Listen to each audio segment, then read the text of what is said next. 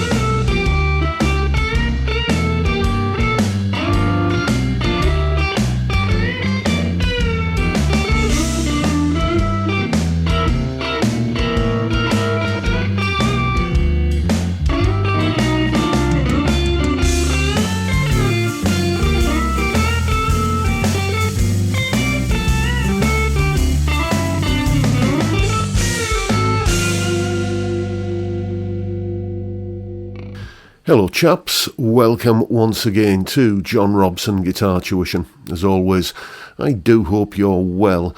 What you just heard there was me having a little bit of fun with two very useful little fretboard shapes, useful for playing blues, that is.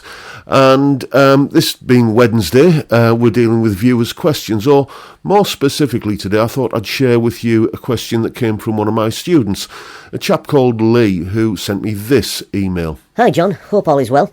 I have a couple of ideas for this Monday's lesson which interest me. I'd like to learn the BB box and the Albert box and their use in soloing, and thought you might have something you've done with them in your archives. I thought maybe learning where they are located, how to use them, and maybe a few lick examples would be fun. Anyhow, just throwing out some ideas. See you Monday. So, the BB box and the Albert box. You ask 10 different guitar players to define those two shapes, and you'll probably get, well, maybe not 10 different answers, but you'll certainly get more than one answer for each shape. But as I understand it, the BB box and the Albert box is sometimes called the House of Blues. And, well, here's a little bit of an explanation about how I see those two shapes. Here is the explanation. Okay then, so kicking off with the shape which is often known as the House of Blues. Let's get a little fretboard diagram on the go here, and that is the House of Blues. You can see the note I've indicated in red is the root note of whatever key you're in. That little solo at the start of the video was in the key of G, so I find the G note, there it is, and then we get this little House of Blues shape, as it's called. It's called that because it kind of looks a little bit like a house on its side here. You know, there's the eaves of the roof, and then we're down to ground level down here when we get here. So that's the House of Blues, and there's basically a lot you can do with that. You know, you can, for instance, you can find a lot of useful chord tones. Obviously, there's your root note, and then you can bend up to the fifth here.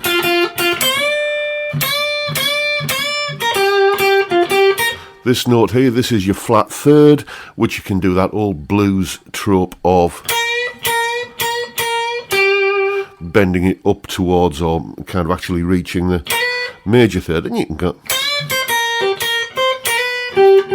actually use the major third. I haven't included it on that diagram because I didn't want it to get too crowded, but you know, another one you can do here, I think I did this in the solo, is take this note here, the root note, and if you bend that up 3 semitones,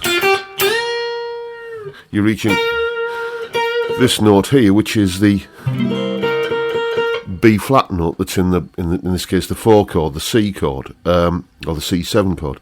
So that's essentially the House of Blues.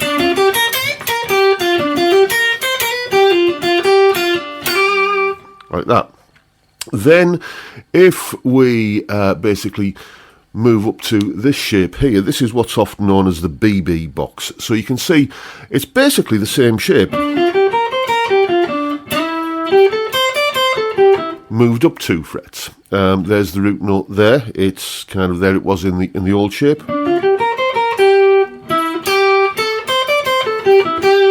There it is there, and this is giving you a much more kind of major pentatonic kind of feel. We'll still add in a few possibly minor pentatonic notes, and I'll kind of walk you through a couple of the chord tones that you can find in here.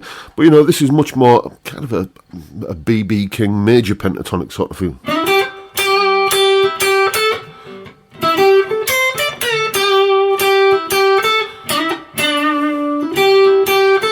And then what we can do is add a couple more notes to this. There they are there. Basically take...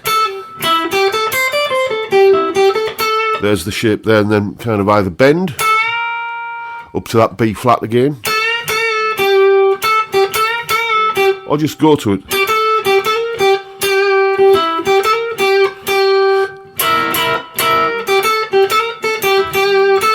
And then we can take this note here at the top of the pattern here, and either bend this note up or go up to the actual note itself, and that's an E note there, which would be the major third of the C chord. It's a nice sweet note to target when you're going from the G7, the 1 chord, up to the C7, the 4 chord. So what I did in that solo was I started with the BB box, the first 12 bars.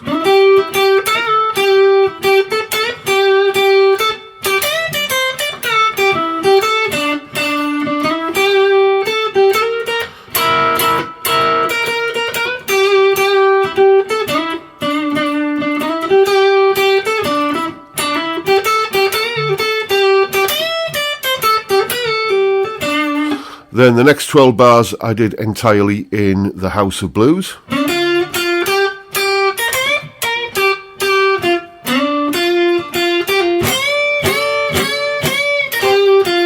Etc. And then the third time through, I was just basically kind of commuting between the two, a little bit in the BB box, and then slip down into the House of Blues. Good one for doing sort of call and response, question and answer stuff. Just do your sort of first part of your phrase in the BB box, for example, and then down into the House of Blues for the response. That kind of thing. It's very useful to kind of create a little bit of contrast. So there you go. Those are the shapes that I was using in that little solo at the top of the video there. Very, very useful, I find, and you don't really need to get a head full of theory to understand what's going on. Just experiment with them, see where you can kind of hit chord tones with them, where you'll hear when that's happening, when it's just sounding like really kind of sweet and resolved against whatever chord you're playing over. Just get a little bit of experience using those two shapes, and you can create some fantastic solos with them. So now you know what's going on. Go away and have some fun with it. And as always, you'll find a full tab for that little solo at the beginning of the video in both Guitar Pro and PDF formats. That clip of me playing it, and that explanation you've just seen there, and a jam track for you to play along with for yourself. All of that is up on my Patreon page. There's the address, link in the description. $3 or £2.50 a month gets you access to all of these additional goodies that go along with these YouTube videos. I want to say thank you to Lee for providing me with a great idea for today's video, and just remind you that if you have any questions of a guitar or music related nature, then you can get in touch in the same way Lee did. Just get me on we can see the website address at the top of the screen there. The link is in the description. You can get in touch via the contact form there, or you can email me jrguitartuition@gmail.com, or you can leave a comment below this or any of my other videos, and who knows, your topic could get discussed in one of these Wednesday's viewer question videos. But that's pretty much all I've got for you today, folks. Hope you found the video useful and informative in some small way, and if that's the case, please hit the subscribe button and the notification bell if you haven't already done so. And why not not drop me a like while you're at it? Don't forget the live stream every Friday, 5pm UK time, where we drink beer and talk about music and guitars. A great way to kick off the weekend, I'm sure you'll agree. And I'd love to see you there if you can make it. But for now, I'll bid you all a good day and say thank you so much for watching. Thank you for your time. Look after yourselves, folks. Stay well, stay safe, and above all, stay sane. Bye for now.